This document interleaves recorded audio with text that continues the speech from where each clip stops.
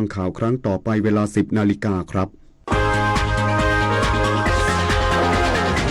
ติดตามข่าวที่นำเสนอไปแล้วได้ที่ www.thainews.prd.go.th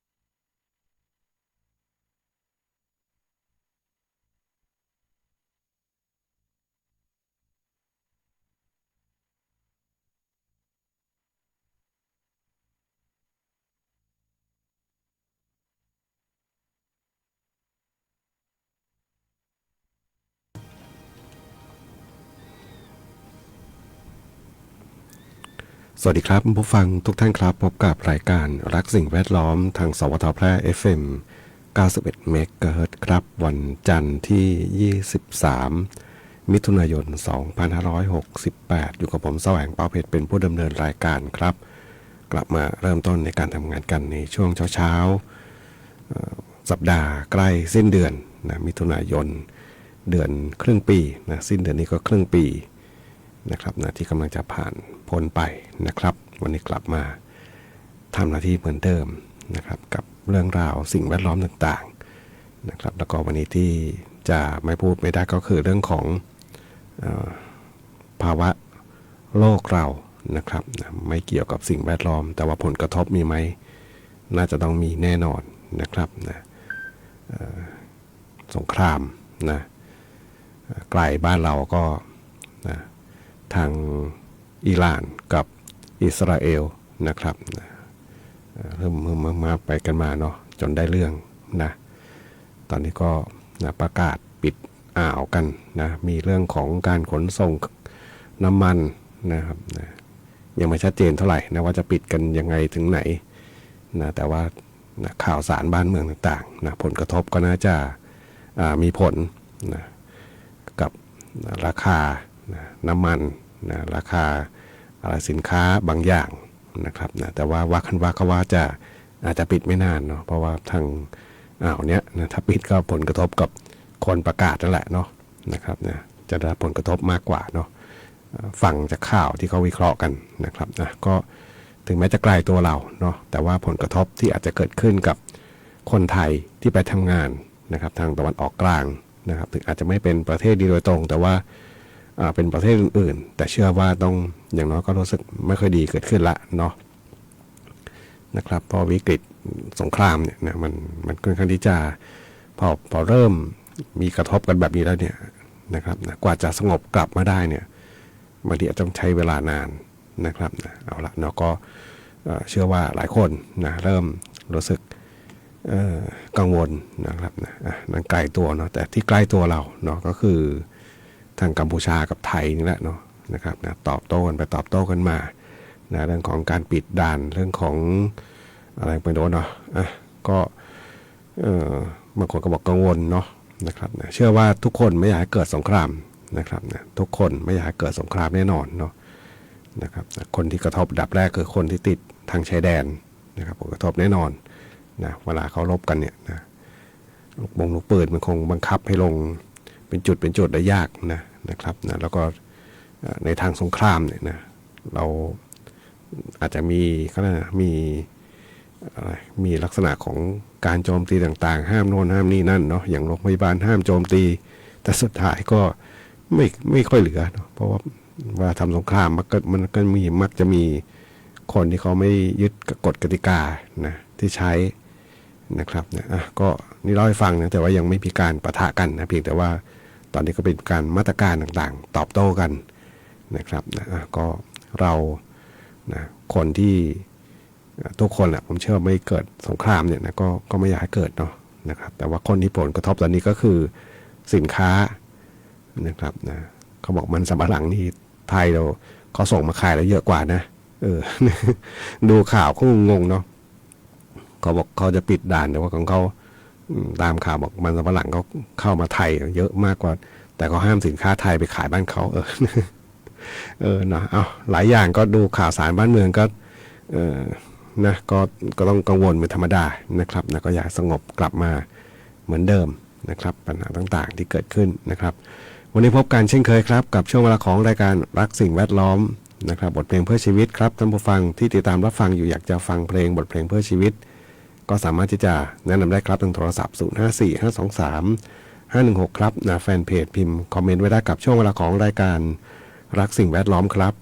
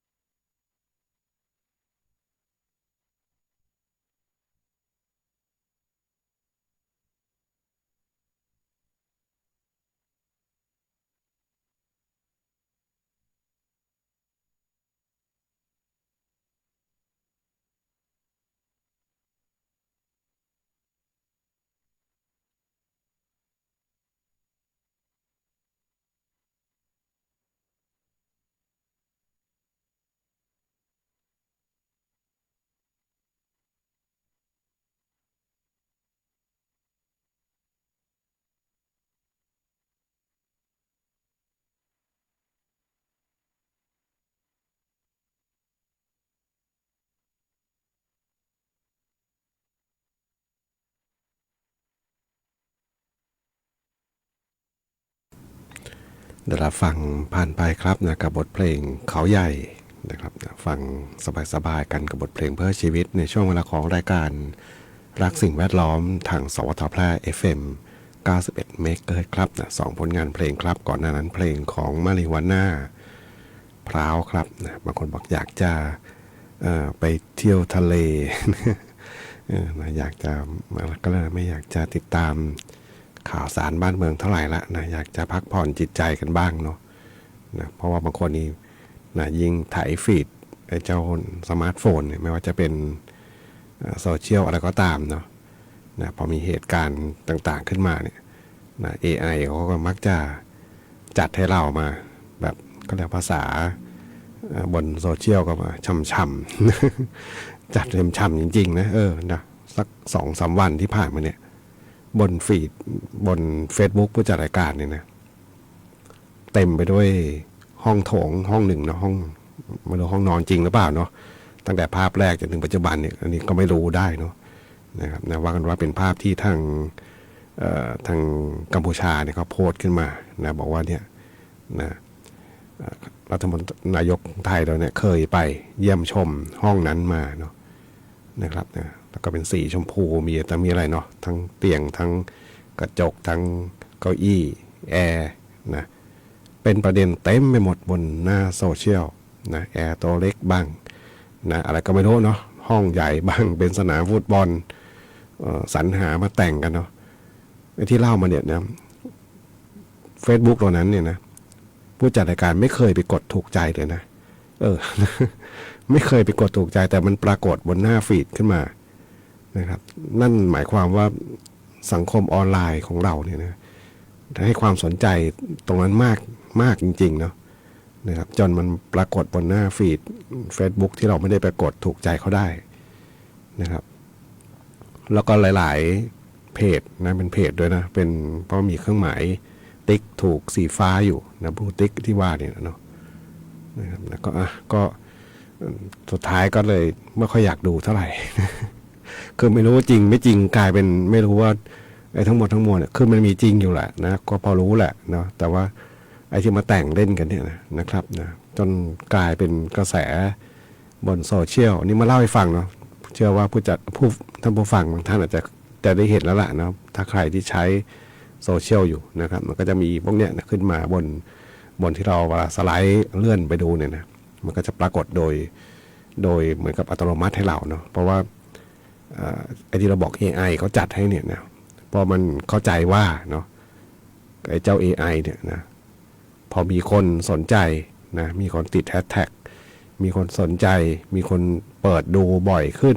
นะมีคนหยุดดู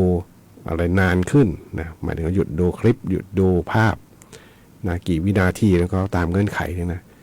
ทีนี้แหละนะมันก็จะกลายเป็นกระแสขึ้นมาเนาะก็เลยทำให้เราได้เห็นอะไรแปลกๆเต็มไปหมด ห้องสีชมพูแล้วก็มีคนเขาไปแต่งเล่นเยอะนะเล่นจนเละเทะหมดเนาะก็เรื่องนี้เล่าให้ฟังนะถ้าพูดคุยแล้วเพื่อที่จะไม่เป็นความเครียดนะก็ดีไปนะแต่ว่าเชื่อว่าหลายคนเริ่มเครียดเริ่มวิตกกังวลเนาะยิ่งบางทีเจอเรื่องของข่าวสารเกี่ยวกับสงครามเกี่ยวกับเอาละนะปิดด่านนะสินค้าจะส่งไปขายได้ไม่ได้นะหรือว่าบางคนจะเป็นยังไงต่อไปบางคนไม่ได้เกี่ยวเลยนะไม่ได้อยู่ใกล้แต่ว่าวิตกกังวลละนะว่ากลัวว่าจะเป็นอย่างนั้นเป็นอย่างนี้เนาะกลายเป็นก็เลยวิตกจริตไปก็มีนะครับฉะนั้นเนี่ยบางทีก็ต้องหยุดงั้นเนาะหยุดการใช้สื่อพวกนี้นะครับนะหันมาเป็นบันเทิงมันก็ดีเนาะ นะครับนะเพราะตอนนี้ก็เห็นกระแสข่าวบางข่าวเนาะเกี่ยวกับการรับมือความเครียดนะที่เกิดขึ้นโดยเฉพาะคนที่ใช้สื่อโซเชียลต่างๆนะอย่างเช่นการเมืองตอนนี้เนี่ยนะ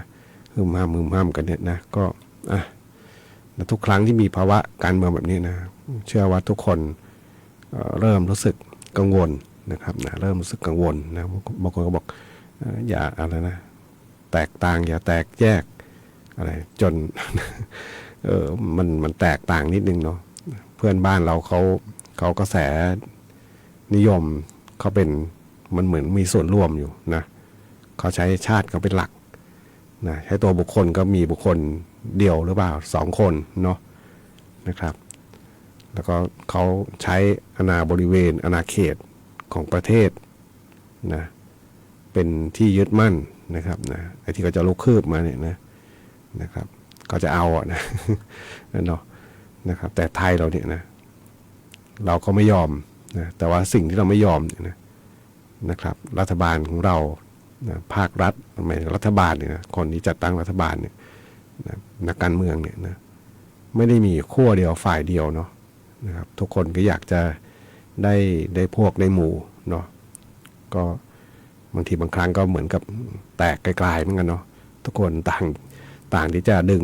เอาคนมาเป็นพวกตัวเองนะเป็นพวกของตัวเองนะครับนะก็แต่ว่าอย่างไรก็ตามเนาะชาติต้องมาก่อนเนาะนะครับนะสถาบันหลักๆต้องมาก่อนนะครับความมั่นคงของชาติต้องมาเป็นระดับที่1นะครับระดับแรกเลยนะครับก็ติดตามข่าวสารบ้านเมืองเนาะก็ดูแล้วก็บางทีก็ต้องอาจจะผ่อนคลายดูอย่างอื่นบ้าง เดี๋ยวนี้ตลกบนออนไลน์ก็ไม่ค่อยมีซะด้วยเนาะไปฟังเพลงกันต่อครับกับช่วงเวลาของรายการรักสิ่งแวดล้อมทางสวทแพร่ FM 91 เมกะเฮิรตซ์ครับ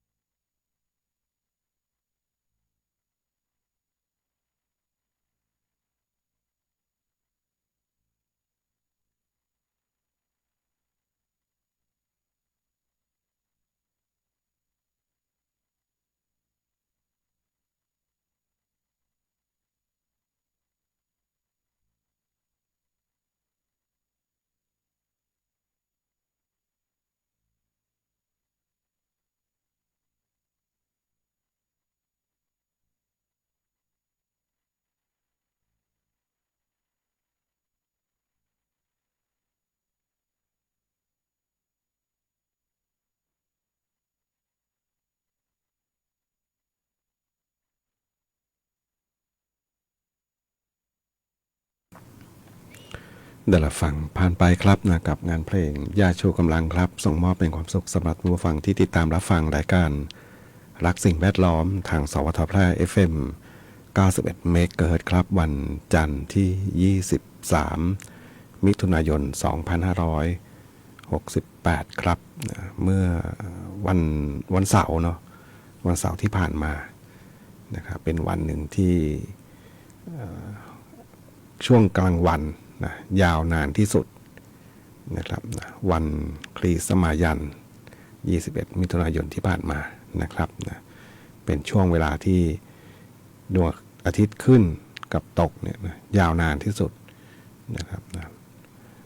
หลังจากนี้ก็น่าจะเริ่มขยับนะกลับล่องละ เข้าใจแบบนั้นเนาะนะครับนะก็จะเป็นพอปลายฤดูฝนนะเข้าสู่ฤดูหนาวก็จะมี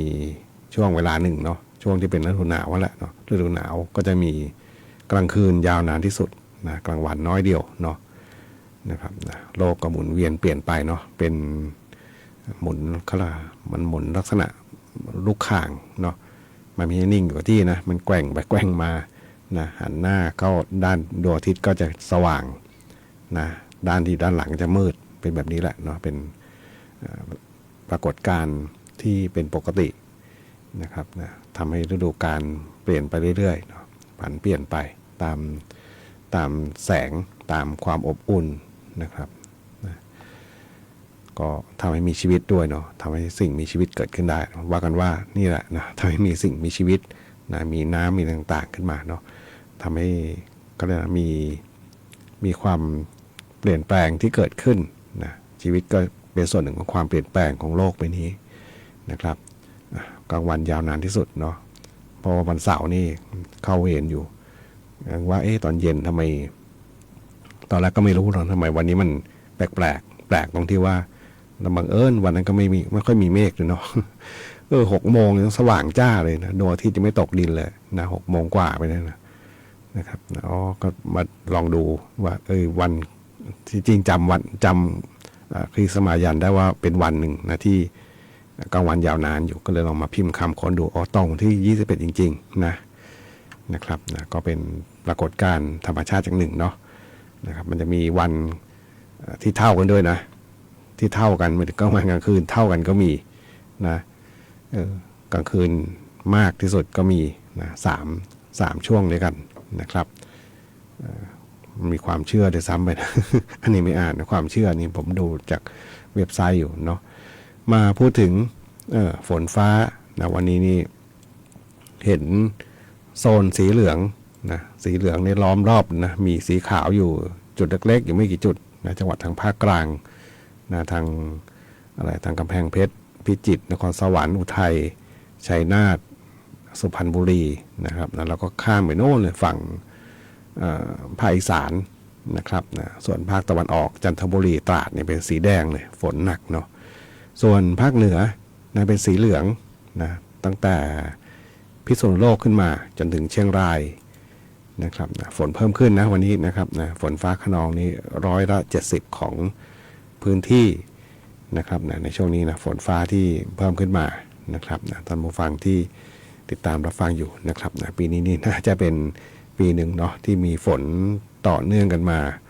นะจะว่าทิ้งช่วงก็ยังไม่มีนะคิดว่ายังไม่มีเลยเนาะมีแต่แผ่วๆไปหน่อยนึงก็มาเติมอีกนะครับ